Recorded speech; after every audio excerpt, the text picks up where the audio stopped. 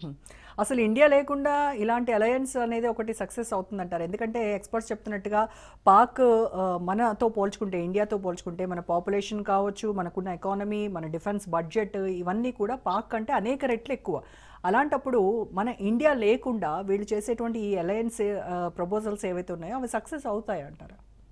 అది వరకు అవుతాయి పెద్ద ఒకవేళ ఎందుకంటే చైనా కూడా సామాన్ అమ్ముకోవాలి.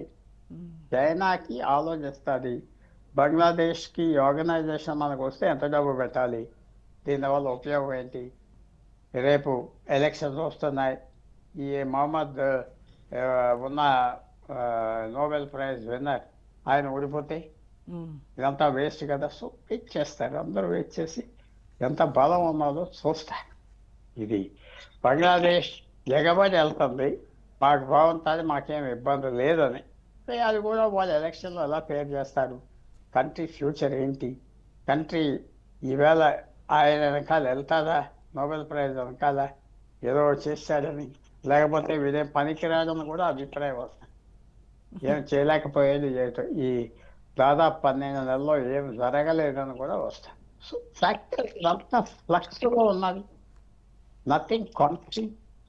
ఒక ఐడియా పెట్టారు, ఐడియా ముందరికి వెళ్తాదా, వెళ్ళవచ్చు.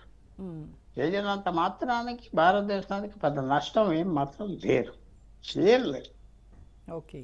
ఇప్పుడు మరి నేపాల్, భూటాన్, శ్రీలంక ఇలాంటి చిన్న దేశాలు అక్కడ వాటి ఎక్స్పోర్ట్స్ కావచ్చు, అలాగే క్రైసిస్ ఎయిడ్కి సంబంధించి ఇండియా పైన ఎక్కువగా డిపెండ్ అవుతూ ఉంటాయి. మనం కూడా వాటికి చాలా హెల్ప్ చేస్తూ ఉన్నాం. మరి ఆ దేశాలు పాక్ ప్రపోజల్కి కనుక యాక్సెప్ట్ చేస్తే అది వాళ్ళకి బెనిఫిట్ అవుతుందా, లాస్ అవుతుందంటారు? పాకిస్తాన్కి ఏం ఎక్స్పోర్ట్ చేస్తారు, బంగ్లాదేశ్కి పాకిస్తాన్ ఏం ఎక్స్పోర్ట్ చేస్తారు? వాళ్ళ బోర్డర్ కంట్రీస్ కాదు, పొలిటికల్ స్నేహం అంతే. చైనాకి ఏం అమ్ముతారు బంగ్లాదేశ్? ఏం అమ్మేది ఏం లేదు, ఆయిల్ లేదు బంగ్లాదేశ్ దగ్గర అమ్మాలంటే. సో ఇదంతా మోషనల్ ఫ్రెండ్షిప్. మనం కలిసాం, యుద్ధం వస్తే కలిసి చేస్తారా, లేదు. బంగ్లాదేశ్ మీద ఎవరైనా యుద్ధం డిక్లేర్ చేస్తే అడ్డం పడతాం అంటే ఏమన్నా పాకిస్తాన్ చెప్తుంది. చైనా ఇంకా మాతో ఉన్నదని చూపించుకోవటానికి చేయొచ్చు. కానీ ఫ్యాక్ట్స్ ఏమిటంటే ఇది ఒక పెద్ద కన్సర్న్ కాదు భారతదేశానికి. మనకు వంక కూడా ఇస్తుంది, బంగ్లాదేశ్ కంట్రోల్లో పెడతానికి ఎవెన్చువల్గా మనకి బంగ్లాదేశ్ మీద చర్య తీసుకోవటానికి కూడా అవకాశం. అది నదులు ఆఫ్ చేయటం, ట్రేడ్ ఆఫ్ చేయటం ఇవన్నీ ఉన్నాయి. ఒకటి రోజా గారు, బంగ్లాదేశ్ మ్యాప్, భారతదేశం మ్యాప్, బర్మా మ్యాప్ మేము ముందలు పెట్టుకోండి. త్రిపుర బోర్డర్ బంగ్లాదేశ్కు ఉన్నది, త్రిపుర బోర్డర్ బర్మాకు. త్రిపుర నుంచి సముద్రం 50 మైళ్ళు. ఆ రోజు 47లో చిత్తగోంగ్ అనే ఊరు, హిందూ మెజారిటీ ఊరు భారతదేశానికి ఇవ్వాలి. బ్రిటిష్ ఇవ్వలేదు. ఏమన్నారంటే రెండో సిటీ ఎలాగ ఇచ్చేస్తాం బంగ్లాదేశ్తో తీసేసారు, లేకపోతే మనకి సముద్రానికి దారి ఉండేది భారతదేశానికి. అక్కడ మొత్తం పాలిటిక్స్, ఇంటర్నేషనల్ జియో పాలిటిక్స్ అన్నీ మారిపోతుంది. ఒకసారి హిస్టరీలో ఆ 50 మైళ్ళు, ఆ 50 మైల్ రూట్ త్రిపుర నుంచి బే ఆఫ్ బెంగాల్ ఉంటే ఎలా ఉండదు, ఎంత మార్పు వచ్చింది. అది మనకి కొన్ని bad things happen in the past. ఇలాగ వస్తుందని ఎవరు ఆలోచించుకోలేదు.